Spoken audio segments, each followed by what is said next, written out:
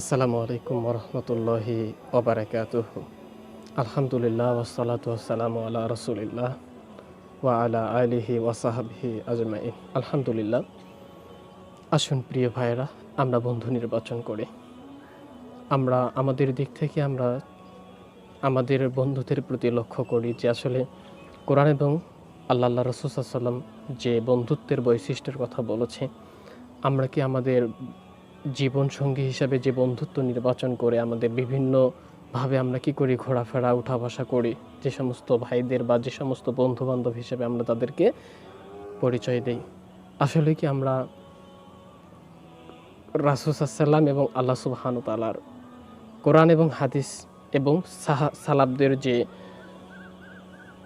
কওলগুলো এর মাধ্যমে আমরা সঠিক বন্ধু নির্বাচন করতে পেরেছি কি?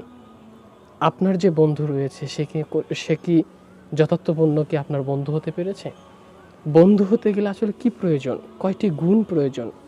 কিছু গুণের কথা আমরা কোরআন এবং হাদিসের দিক নির্দেশনার আলোকে আমরা আজকে দুই একটা কথা বলার চেষ্টা করব যে প্রকৃত বন্ধুর বৈশিষ্ট্য কেমন হবে। আমরা যেহেতু ইসলাম যেহেতু পূর্ণাঙ্গ বিধান, আমাদের এই বিষয়টি খোলাসা মানে কোনো প্রকার অস্বচ্ছতা রাখেনি।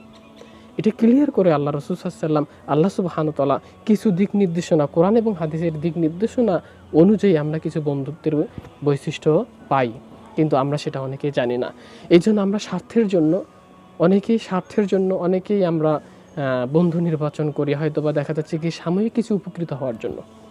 এই জন্য আসুন আমরা প্রকৃত বন্ধুর কিছু গুণাবলী দেখে নিই বা শুনে নেই, যে গুণগুলোর মাধ্যমে আমরা বন্ধু নির্বাচন করতে পারবো ইনশাআল্লাহ। আমরা প্রথমেই যদি বন্ধু নির্বাচন করার যে গুণগুলো যদি বলি, তাহলে আমরা দেখি যে প্রকৃত বন্ধুর গুণ হচ্ছে 6টি। কয়টি? 6টি। তো 6টি গুণের মধ্যে আমি যদি সেই গুণগুলো অল্প অল্প করে বা একটি করে আপনাদের মাঝে তুলে ধরি, তাহলে আপনারা বিষয়টা বুঝতে পারবেন যে এই 6টি গুণ যার মধ্যে থাকবে, আমরা ইনশাআল্লাহ চেষ্টা করব যে সেই সমস্ত ব্যক্তিদেরকে আমরা বন্ধুত্বের তালিকায় রাখার জন্য। নইলে আমরা যারা আজকে স্বার্থের জন্য বন্ধুর তালিকায় রাখি, আসলে এই বন্ধু দুনিয়াতে আপনার আমার জন্য ক্ষতিকর হবে, কিন্তু যে বন্ধু আখেরাতে এবং আমরা যেদিন জান্নাতে একত্রিত থাকব, এরকম বন্ধুর বৈশিষ্ট্য আমাদেরকে খুঁজে বের করা প্রয়োজন। আসুন আমরা তাহলে যে গুণগুলো আমাদের অবশ্যই প্রয়োজন বন্ধু নির্বাচন করতে, আমরা জেনে নেই। প্রথম নাম্বার আমি আপনাদেরকে বলছি, 1 নাম্বার যে গুণের কথা আমরা কোরআন এবং হাদিসের দিক নির্দেশনার আলোকে বলতে পারি, সেটা হচ্ছে 1 নম্বর গুণ হচ্ছে যে বন্ধুর সাথে সাক্ষাৎ করলে আল্লাহর কথা স্মরণ হয়। এটা হচ্ছে 1 নম্বর গুণ। আমরা অনেকেই জানি না। তো যে বন্ধুর সাথে দেখা হলে আমরা আল্লাহর কথা স্মরণ হবে, মনে রাখতে হবে সে বন্ধু হওয়ার উপযোগী, নইলে সে বন্ধু হওয়ার উপযোগী নয়। 1 নম্বর গুণ, যে যার সাথে দেখা হলে আল্লাহর কথা স্মরণ হয়, সে হচ্ছে প্রকৃত আমাদের বন্ধু হওয়ার তালিকায় থাকবে। 2 নম্বর যে গুণের কথা আমরা কোরআন হাদিসের আলোকে বুঝতে পারি, সেটা হচ্ছে আমি যদি কখনো আমার অবস্থান যদি পরিবর্তন হয়ে যায়, তাহলে সৎ বন্ধু, আমার যে বন্ধু রয়েছে, সেই বন্ধু আমাকে আল্লাহর দিকে নিয়ে যাবে। আমার অবস্থা সর্বদা আল্লাহর দিকে নিয়ে যাবে। তো এটা হচ্ছে দ্বিতীয় বন্ধুর গুণের তালিকা। তাহলে 2টা গুণ চলে গেল। আর 3 নম্বর যে গুণের কথা আমরা কোরআন হাদিসের আলোকে জানতে পারি, সেটা হচ্ছে যে বন্ধুর সাথে বসলে, যে বন্ধুর সাথে দেখা হলে, যে বন্ধুর সাথে কথা বললে আমার ইলম বৃদ্ধি হবে, আমার পরকালীন এবং শরিয়াত, ইসলাম এবং কোরআন হাদিসের ইলম বৃদ্ধি হবে। এটা হচ্ছে 3 নম্বর গুণ। আমরা জানতে পারলাম যে 3 নম্বর গুণ হচ্ছে যে বন্ধুর সাথে আমরা যদি কি করি, একসঙ্গে চলাফেরা করি বা কথাবার্তা বলি, তাহলে আমাদের ইলম বৃদ্ধি হয়। এটা হচ্ছে 3 নম্বর গুণ। 4 নম্বর গুণের কথা আমরা কোরআন এবং হাদিসের আলোকে বুঝতে পারি, সেটা হচ্ছে যদি আমি কখনো গাফেল থাকি, আমার যদি কখনো গাফিলাতি চলে আসে দ্বীনের ব্যাপারে, আল্লাহ রসুলের এবং শরিয়া ক্ষেত্রে আমার যদি কোনো গাফিলতি চলে আসে, অলসতা চলে আসে, তাহলে আমার বন্ধু কি করবে, আমাকে অলসতা থেকে কাটিয়ে আমাকে অ্যাক্টিভ করে দিবে, আমাকে উৎসাহ দিবে, আমাকে দ্বীনের প্রতি চলাতে কি করবে, সহযোগিতা করবে। তাহলে 4 নম্বর গুণ হচ্ছে অবশ্যই আমার বন্ধু, যে বন্ধু কি করবে, অমনোযোগী, অর্থাৎ আমি যদি দ্বীনের প্রতি অমনোযোগী থাকি, তাহলে সে আমাকে দ্বীনের প্রতি চলাতে কি করবে, সহযোগিতা করবে, বা আমাকে ইস্পৃহা দিবে, আমাকে কি করবে, আমাকে উচ্ছ্বাস করবে, আমাকে উল্লাসিত করবে, আমাকে কি করবে, দিনের প্রতি চলাতে তাগিদ করবে। 4 নম্বর গুণ আমরা বুঝতে পারলাম। তাহলে 5 নম্বর গুণ আমরা যদি বলতে চাই, সেটা হচ্ছে কোরআন হাদিসের আলোকে, সেটা হচ্ছে যে 5 নম্বর গুণ, আমি যদি ব্যস্ততা থাকি, খুবই কঠিন ব্যস্ততা, যেমন আমাদের মধ্যে অনেকেই আছে দিনের কাজ করতে অনেক ব্যস্ততা হয়ে যায়, তবে 5 নম্বর যে বন্ধু নির্বাচন করার যে গুণটি, সেটা হচ্ছে যদি কোনো বন্ধু ইসলামের কাজ করতে যদি ব্যস্ততা হয়, তার ব্যস্ততাকে কী করা, খুঁচিয়ে দেওয়া, মানে ব্যস্ততার কাজকে সহযোগিতা করা, সাহায্য করা, হেল্প করা। তাহলে 5 নম্বর গুণ আমরা বুঝতে পারলাম যে কোনো বন্ধু যখন দিনের কাজে যখন ব্যস্ততা থাকবে, সেই ব্যস্ততাকে খুঁচিয়ে দেয়। তাহলে 5 নম্বর গুণ হচ্ছে বন্ধু যদি ব্যস্ততা থাকে, তো সেই ব্যস্ততা কি হয়ে যায়, ব্যস্ততাকে হালকা করে দেওয়ার জন্য সে সহযোগিতা করে।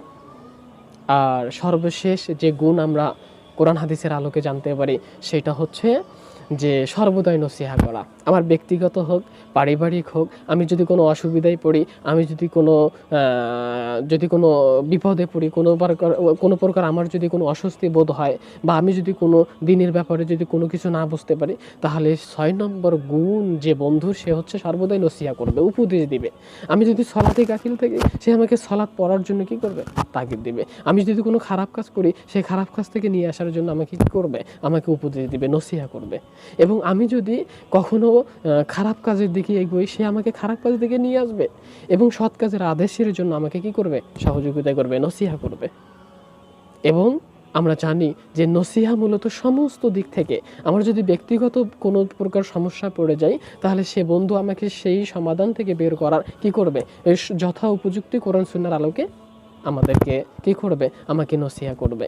এই যে 6টি গুণ আমাদের বন্ধুদের মধ্যে কি আছে, আমরা তো জানি না, আমরা তো বুঝি না। আমাদের বন্ধু বান্ধব মানে আড্ডা, নেশাপানি, বিভিন্ন জায়গায় ঘোরাফিরে, যারা আমাদের সাথে এগুলো করতে পারে, তারা আমাদের বন্ধু। আমরা তাদেরকে বন্ধু ভাবতেও কি করি না, আমরা তাদেরকে বন্ধু ভাবি। দেখা যাচ্ছে যে বাবা মায়ের চাইতেও আমরা তাদেরকে বেশি ভালোবাসি। না, আমাদেরকে অবশ্যই এমন বন্ধু নির্বাচন করতে হবে যার মধ্যে এই উক্ত 6টি গুণ থাকে। ইনশাল্লাহ আমরা চেষ্টা করব আমাদের বন্ধু নির্বাচন করার জন্য সতর্কতা অবলম্বন করব।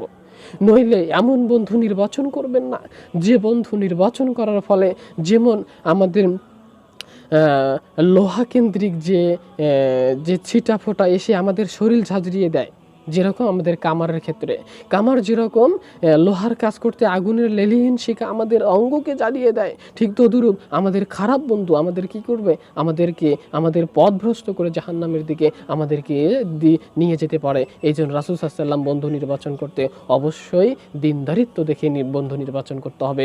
অবশ্যই কোরআনের একটি আয়াত বলে শেষ করছি। আল্লাহ বলছেন, আল আখিল্লাহু ইয়াউমাইযিন বা'দুহুম লিবা'দিন আদু ইল্লাল মুত্তাকিন।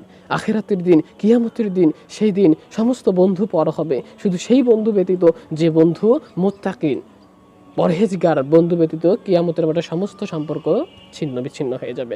এই জন্য আমরা চেষ্টা করব বন্ধু নির্বাচন করতে অবশ্যই সতর্কতা অবলম্বন করতে। আল্লাহ আমাদেরকে সঠিক বুঝ দান করুক, আল্লাহ আমাদেরকে সঠিক পথে চলার তৌফিক দান করুক। আল্লাহ, এই কথা বলে আমি আমার কথা শেষ করছি। আসসালামু আলাইকুম ওয়া রাহমাতুল্লাহি ওয়া বারাকাতুহু।